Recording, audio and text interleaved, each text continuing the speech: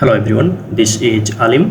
Today in this video, I'm gonna be share with you how to log in your WordPress website admin dashboard.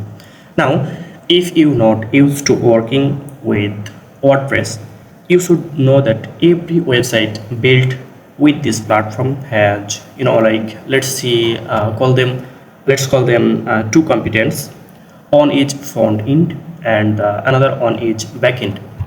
The front end is the actual website, and as you can see here, it's our front end site, and the another one is admin or administration interface. So in this video, we're gonna learn how to get the backend access on our website. Let's see, and it's a really super easy to find the admin dashboard.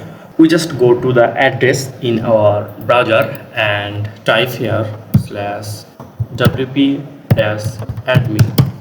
and hit the enter button. After that, as you can see here, a new interface. Type here your username or email address, and then type here your password, and then press the login button, and that's gonna take you the WordPress admin dashboard. Now you can edit anything on your website, like post or something like that. And now if we switch to the front end of this website, it's super simple. We have to go here, test site, and click visit site. And now as you can see here, it's our actual website. That's it. Thank you.